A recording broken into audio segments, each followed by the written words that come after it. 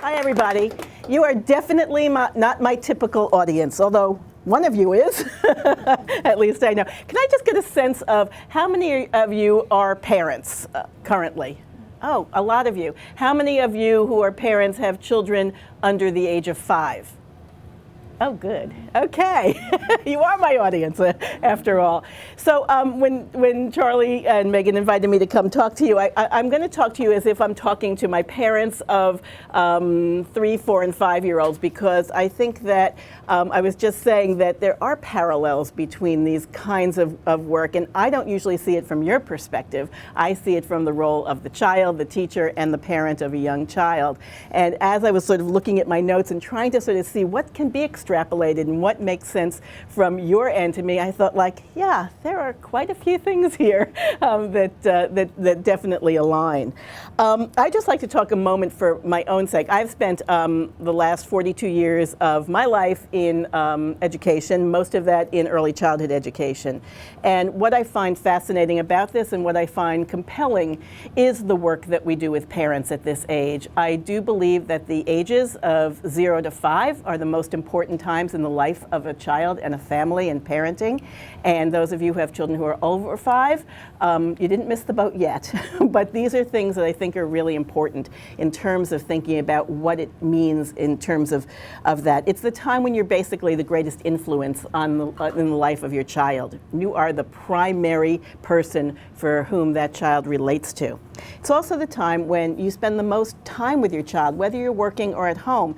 They need you to be available and around, and so therefore you are most likely to be spending the most amount of time with them because, as we know, those of you who might have children who are older, or those of you who have been teenagers know that's the time when your children are going to start distancing themselves from you. So here you are in this powerful time. But the reason that it's powerful is because it's the time in which you lay the instincts and the foundation for what it means to be a parent. And that means you have to kind of really think about things. It means that if there's 2 parents involved, it means you grew up in 2 different households, and you might have very different ideas about parenting and how you want to be a parent, and it might be very different from who your parents were. It might be different from who your partner is, and those are really things that need to be thought about in a very concrete kind of way. It also is a time to define who you are as a family. What does that mean in being a family? What kind of time do you want, and most importantly, what values do you hold dear for yourselves and your children and you as a family? Do you want your children to be decent and compassionate, caring people? Do you want them to be cooperative and respectful? Those things don't happen because you wish for them. They happen because you've taken some very, very clear ideas about what it is that you want to do as a parent to inform and educate and care for your very young children. So preschoolers are my world. I work with 3, 4, and 5-year-olds. It is the best thing that you can possibly do. I started doing that when my 3, 4, and 5-year-old children myself moved on beyond that. I could stay in that world, I could be a parent to that, but I didn't have to take them home, which is very nice at that stage also, because they're a lot of work. But what happens is when you have an infant, your job is to keep them alive. That's basically it. And then when they become a toddler, you want to keep them from doing harm to themselves because they have no idea what harm is going to be in their way. But it's the time in which they are leaving you and starting school. So what that means is that they have to really be independent of you. They have to go out into the world and sort of know who they are and be a person apart from you. That's a big deal for very young children because their identity is solidly rooted to who their parents are. Now all of a sudden, I'm here. Mommy's not here, Dad's not here. My teacher expects something from me too. So one of the first things it asks for children to do is be a little more independent. It asks children to, for the first time, to be able to take care of their own needs, feed themselves, put on their coats, take care of their bathroom needs. All of these things are really important. And I'm always very confused. To those of you who are in London, Boston, and San Francisco, this doesn't exclude you, but I'm always confused by parents in New York and other places where all of a sudden we think it's really important for them to achieve so much in these early years. They have to play tennis and soccer and learn a second language and do this, but nobody's really expected them to go to the bathroom by themselves. It's a dichotomy that makes no sense, because in all honesty, being able to do things independently and for yourself, all those little self-help skills that children need, that's where they get their competency and their confidence from. When all of a sudden you can go out into the world and you know what to do. You know what others expect of you. You know what to do. Oh, I know how to take care of myself. I don't need my grown-up to help me put on my coat. I can do this by myself. That's where they start to feel that internal sense of competency. When you can do things for yourself, when you feel competent, that's where confidence grows from. It's not from someone saying, "You're fabulous, you're most wonderful." There's so much overpraise going on in this world. I always think of the two things. I always think of the New Yorker cartoon where the child comes home with the gigantic trophy and says to the parents, "We lost," and here they have this gigantic reward for nothing. And the idea, a psychologist who I know well, Ron Taffel, once told me a great story about overpraising.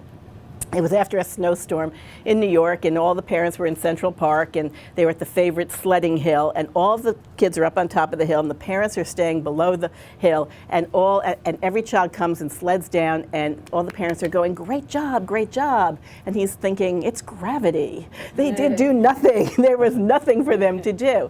And so that idea of competency, when someone can do something for themselves, when a child is able to care for themselves, do something for themselves, and accomplish something in real terms in real life, means that they can also develop confidence that comes because it's real. And they know when it's real also. So this kind of thing doesn't happen can't be done with small bursts of high quality interaction or huge quantities of low quality interactions. Children need both of those things from parents, all kinds. Yes, you have to be there in the important moments to do the things that children need you to do, but you also need to, sometimes it's just the routines of sort of everyday life. What it does require of parents, though, that's something that I think parents are reluctant to have, and that is courage of your own convictions. The courage to sort of wear that mantle of authority that you are the parent. And there's a lot of experts in this world. There are psychologists and pediatricians and educators and all kinds of people giving parents advice. There's so much online. There are parents giving each other advice, really bad advice if you ever ask me to go on to some parenting blogs, really bad advice. It always worries me when a parent gets on a parenting blog and says, "Gee, my child has 104 fever and really everything is I don't know what to do." And I'm thinking, get off the computer and call the doctor. Why are you asking some other people who don't know anything else? But the courage of convictions to be the parent who you believe should be. And I think trusting your own instincts right now is the hardest thing for parents, because there's so much advice and confusing things that are bombarding parents from each other and also from the media and certainly from the experts. And you need to know, you need to trust your gut. You are that child's parent. When you're confident, then your child gets something really, really right from you. So in school, there's a few lessons that we know that absolutely work with children, that we know that we think can be translated easily to home, and in fact, in this case, to work. One of them is consistency, that children expect consistency. If mom says no and the babysitter says yes and someone else dad says maybe, there's no way a child knows what's expected of them. So the idea of consistency for children is really, really important. The other thing that we use in school that's really helpful is routines and schedules. Now imagine for a young child, you don't tell time.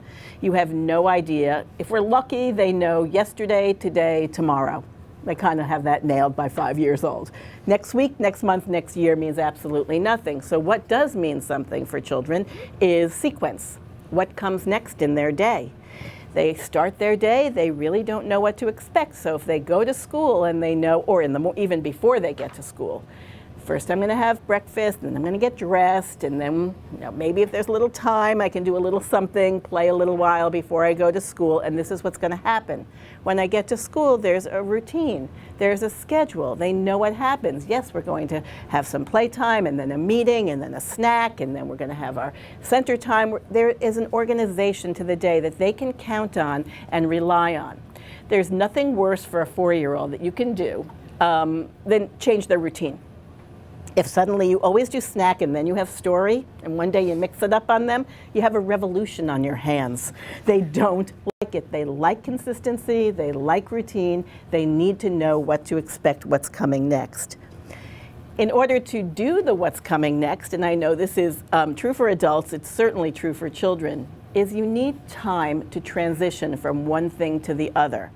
For us in our daily lives, I think, you can move from doing something very clearly into something else. Children can't stop what they're doing and immediately shift gears. They need someone to give them transitional time, some clues, give them a 5-minute warning, give them a sense of what to happen next. All of those things are needed for them to do it. If you suddenly say, and it especially doesn't work if you're calling from the kitchen and your child is in their room building worlds with their Lego and doing all kinds of things, and you're yelling, "It's time for bath, it's time for bed, it's time to get ready for bed." It's as if you were saying this, wah, wah, wah, wah, wah, wah, wah. There is no connecting to that idea. But if you get very close to them and you tell them eye contact is important. In a few minutes, we're gonna stop what you're doing and then we're gonna get ready for the bath. They will, I would say 50% of the time, hear you, know what you expect, and be able to comply. If you ask them, what did I just ask and what are we going to do next, 50% of the time you might get actually an accurate response to what it was that you said. But you do need time to transition from one thing to the other. That is very clear for children to need. They can't just stop on a dime and change. Because for children, they're completely and utterly involved in what's going on in their life and in their world at that time. And that is a beautiful thing, that they can shut us all out and move into a time of imaginary play and imaginary world, which is quite wonderful. The other thing when your children go to school is one of the things that we know that happens well when you look at children and you think that child has confidence and competency and independence. What are the parents doing that made that all happen? Is something that I've spent years looking at and thinking about. And it certainly happens when all the things align, when home and school really kind of align in values and in understanding and expectations. When children have no idea what the expectations are, or the expectations are a moving target, they get confused and they don't really know what it is that someone expects of them. So there's a few things that need to happen. One is, and I do believe this is really important, that you have to set limits. And limit setting is probably the hardest thing that parents have to do with their children. Because if you ask a parent, what do you want for your child, most parents will say, I want my child to be happy. Who doesn't want their child to be happy? We all want our children to be happy. When you say no to a child, you can't expect them to be happy. That's something they're going to be unhappy about. So I think many times parents avoid it. They dance around their child, they avoid hitting something directly because they're afraid of making their child unhappy. So what happens is that that child really doesn't know what the parent expects, or it's a moving target. But they really like rules. And it's really very funny because if you ask 4-year-olds in particular, 3-year-olds, we make rules for them in the classroom. Here are 3 rules. I always tell parents, post 3 rules in your home. Doesn't matter what they are, as long as everybody abides by them. Put them in a public place, write them down. Instantly, children will know which one's number 1, number 2, and number 3, and everybody who's in the home, every adult, has to abide by those rules, and if you don't, there's a consequence for them. But if you ask 4-year-olds, what are the rules? They're searching for authority, and what they will come up with is the longest list of rules you've ever seen on the planet. I'm going to read you some from a classroom of 4-year-olds that I worked with at one time. These are just a few of the many. This is what they came up with. Play nicely with your friends. Fighting isn't nice. Running around playing monster is dangerous. Absolutely no punching, pushing, hitting, kicking, choking, pinching, pulling hair, or biting. Try to figure out a way for everyone to play. Always tell the truth even if you don't want to. Listen to your teachers all of the time. Don't tattle, work it out. Don't laugh at someone's mistake. Speak in a medium loud voice. No guns. Ask for things, don't grab. No teasing. And don't knock down other people's buildings. It's a very good thing to extrapolate to the workplace for sure. So these are from the mouths of 4-year-olds for sure. But they're looking and searching. I remember one of my, I have 2 children, and they're almost 4 years apart. They're adults now. One is a preschool teacher. She's learned her own valuable lessons from when she was 4 years old, and a very challenging child. And one day she said to me in the morning, I think she was probably about 3.5, can I have ice cream for breakfast? And I said, no. Day 2, can I have ice cream for breakfast? I said, no. By day 5, and she's still pushing, I kept saying no, but I kept thinking, oh, what's the big deal? It has milk in it. I'm going to rationalize this around. Why am I being so tough? And luckily for me, with my very tough child, my light bulb went on and I went, oh, no, this is not about the ice cream. This is the test. When mommy says no, does mommy mean no? And luckily in that moment, it was like this light bulb went on for me, and I was very clear. This child needs to know when you say no, you mean no, and you stick to it, because I would have had, in 10 years from now, as that teenage years suddenly start, I would have been having an incredibly difficult time. I did anyway, but less difficult time, which is why you have to come in as soon as your child understands the word no. You have to come in and start to create a set of rules. And rules mean things like, and discipline is so misunderstood. Discipline means, its root is disciple, and to teach is what discipline means. It's not punitive, it's not punishment. It's teaching children how to behave and what it is that you expect. They don't come into this world knowing any of that. They come into this world waiting for the person that's closest to them, their parents, to teach them what it is to expect. And not necessarily to be happy about it. I always say to parents, it's really great if you can perfect the look, that disappointed look that you have when you just look at them. My daughter used to say to me when I would give her the look, stop yelling at me. I knew I had perfected it. It was just right. But it means that you need to take on, as I said before, this mantle of authority. Pretend if you don't really mean it, but you need to be there and to have that thing. The child won't be happy, they won't like you for it in the moment, but ultimately they will love you for having set that clarity of limits. And you'll have nicer children at the same time. The other thing that I think children really, really need to do is to experience frustration and disappointment. None of us get through this life without those things. And if a parent comes in and always is smoothing the path, and I think our instinct is to want to make it okay for our children. But if you're coming through and those little bumps happen, and you're smoothing the path and smoothing a path, all of a sudden they hit a bigger bump, and they have no idea how to deal with that frustration. The great thing about children experiencing disappointment and frustration is that they learn to deal with disappointment and frustration, so that the small things they can manage. They can figure out, okay, I can figure out when I have a problem how to solve that problem. I can figure out what I can do when the next bigger problem comes. I know how to ask for help. I know how to solve it on my own. And I'm not going to stop trying because I've had a disappointing or frustrating experience. It means I can keep trying and bounce back from failure because I've learned from my mistakes. And I think for parents, it's very important to sort of allow those little bumps to happen so that children can really learn from those mistakes and grow from those mistakes, because they're going to keep happening. Wendy Mogul, who is an incredible, she was a psychologist turned author, and she writes a book. It's wonderful. It's called Blessing of a Skinned Knee is what her first book is. She also has a book about teenagers, which is equally good. But she talks about the idea of children who are graduating now from high school, and they go on to college, and they call them teacups. They're so fragile because they haven't needed to deal with any disappointment that they don't know how to do it when they get into college independently or in the workplace, even so. And that these now young adults are so fragile, they don't know how to do this because someone has always made it okay for them as they've gone through their lives. And that's really important. Another thing that I think is really important for parents to be thinking about is the pace of life. We all know life is very, very fast-paced. We are all very, very busy. Children's lives are very busy. It's amazing to me how much overscheduling goes on in the life of a very young child. We take applications for 3-year-olds, and I look at an application and it has basically an entire CV of activities, and they're not even 3 yet, and I think, oh, I'm so sorry for that child. They've had too much in their life, they've done too much. And what really matters for children and what they really like is to do the mundane things of life.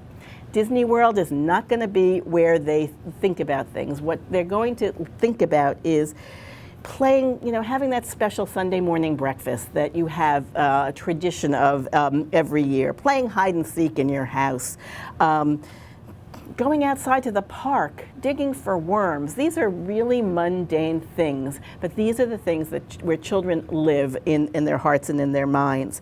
And I think what happens is that there's a tremendous peer pressure among parents to sort of get in early and do it all.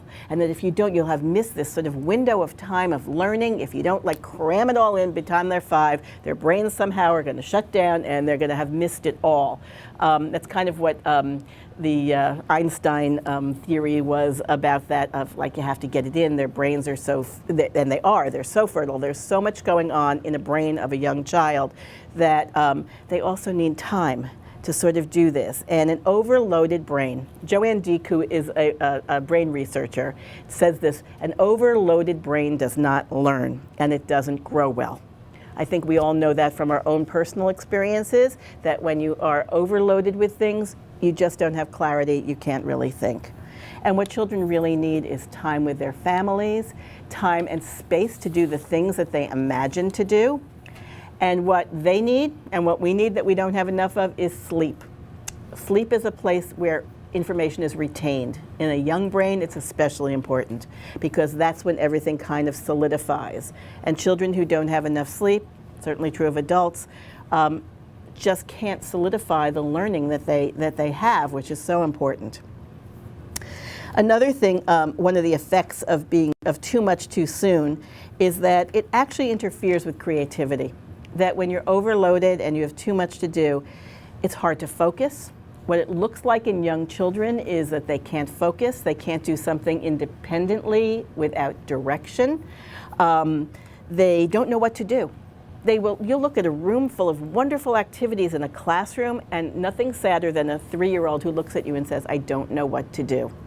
They need to be able to sort of just think of things on their own. Boredom is great for kids. When your child says, I'm bored, say, good, figure out something to do. No child should ever be bored. They have rich imaginations. What is really important is time to play. And one of the things that certainly has been studied, the American Association of Pediatrics has talked about this, the concern about not enough time for play in the lives of children. And that means open-ended play. Play outdoors, play in your room, play with other children, play games, anything and everything. Certainly what's happening right now is parents, I think, are very anxious to have their children. In years past, kids used to go outside and play, and maybe they'd come home for dinner. When it got dark, that was the rule, come home. Now parents will not let children out of eyesight. Obviously in New York, you don't just send your kids to the park when they're young. You have to go, you have to experience it with them. But what happens now is there's so much technology also in the lives of children that children are choosing technology over open-ended play. And it's really having a very serious impact. We don't even know what the impact is yet. It's going to be, certainly in the next number of years, it will be studied more and more. But they need to be able to do things that are their imagination and not because they're working with an iPad or some other technology that. When you're looking at toys, a toy should be 10% toy, 90% kid. The child should determine what the toy does, not the toy. So the things that are favorite toys of children, blocks, Legos, Magnetiles, little dolls and kinds of things, the child is determining what the play is. When they go outside to play and are testing those muscles, those young muscles, you watch a child go hand over hand on a bar. We have in the spring, you'll see girls. Girls will get blisters on their fingers. They'll be calloused, trying to do it over and over. And it's amazing to watch children, how they will work at something so hard and try and fail and try and fail and try and fail with a physical skill. And then one day they'll just have gotten it. And that carries over into almost every other part of their life, that they've tried something that they're physically trying to accomplish. And now that sort of is part of, their understanding. If I try at something really hard, I can get it. And it's an incredible thing to observe in young children. I always tell parents that I give them 5 easy ideas for freeing up more time for healthy play. Number 1, resist the temptation of putting more into your child's life. Take something out instead. Number 2, less TV and computer time. That means for adults and children too. When you are on your device and you are doing this and a child is talking to you, you could be listening, but they don't know you're listening. They only know you're listening when you make eye contact, you get on their level, and you communicate back and forth. Third thing, step aside when you hear mommy, daddy on board. Step aside and let them use their imaginations. Give them a big empty box. It's sort of like a classic story, when Christmas comes and everybody opens the presents and the children all play with the boxes. It's absolutely true. The fourth thing is find play in everyday things. It could be the grocery store, it could be sorting laundry, it could be bath time, it could be just doing everyday things with your child. And instead of it could be walking them to school, it could be picking them up from school, having that not getting from point A to point B as point A and point B, but the destination in between is as important as anything else. Use that time, look at the world around you and talk to them about what they see. It's making most of capturing those, we're all busy, capturing those moments that can be where you think you're just on a destination of someplace. Use that time. And the fifth thing is give yourself permission to relax and enjoy your children. Playing outdoors, running, climbing, throwing, drawing, pretending, reading, telling stories, solving problems, playing games. When you do that together as a family, when you do that with your children, it's the things that children probably identify with the strongest with as time with family, which is the most important thing to them. One of the things that I think about when in telling storytelling is hardly an art that has sustained itself. If you tell children stories about yourself when you were a child, you can make them up, you can tell them in real life stories. Tell them stories about your life, tell them stories about your parents and your families, and storytelling they need to be connected to their history, their own history, and they feel that puts them in a place in the world. And telling them stories is an incredibly powerful thing for children to do. It's very different than reading stories. Reading books to children are the most important thing in literacy, but in building literacy. But telling a story is a really important part of connecting to and connecting with your children. I will tell you that parenting is an endurance race, not a sprint. It's a marathon. And that means that we all have to pace ourselves in terms of how we do what we do, because those things are really important. When we think about success, I think about these things, and I think all of these things are things that help children at the youngest ages and can be part of who they are. That flexibility, optimism, compassion, a sense of humor, playfulness, being a member of a group, and knowing that you can bounce back from failure are the things that I think create success. And when you think about how you can translate those things to young children in everyday life, I think that just builds for them in the empowerment of feeling competent and competency. I do want to read you a little piece from this book that I wrote, co-wrote. One of the things that we did was we thought about the children who we'd worked with and what was about those kids who felt good in their own skin. What was it that they had in their lives and in their family? And we came up with a long list of things. I'll read you a handful of them. But one of them was establishing clear daily routines, encouraging independence and age-appropriate self-help skills, sharing regular family meals, allowing children to cope with, experience frustration and cope with disappointment, helping children to resolve problems and become resilient, teaching the respect for others, the difference between right and wrong, and the importance of taking responsibility for their actions, understanding that all of a child's developing skills are important, not just academic ones, setting aside time for unstructured family time, giving children time and space to play, and understanding that although school is important, the most important is home. And two things, probably the most important things. We all struggle with all these issues as parents, and we're not perfect, and no parent is perfect ever. Maintaining a sense of humor as a parent is key, because sometimes it's exasperating. The days are very, very long, but the time goes incredibly quickly. But the thing I think are the two most important things are that it's really important to love the child you have. The one that, not the one that you own, not the one you wish you had. If you wish you had a rose and you end up with a daffodil, you gotta love that daffodil. You gotta love them for who they are, unconditionally, and understand for who they are. And at the same time, you need to set limits. If you set limits, but you don't really understand and know that child who they are, it doesn't work. If you understand that child and accept them for who they are and don't set limits, that doesn't work. Those two pieces, more than anything else, I believe, creates an opportunity for children to grow up in the most healthy, wonderful way. My advice for parents is to trust your instincts, to know that it goes very, very quickly, and to worry less, and enjoy it more.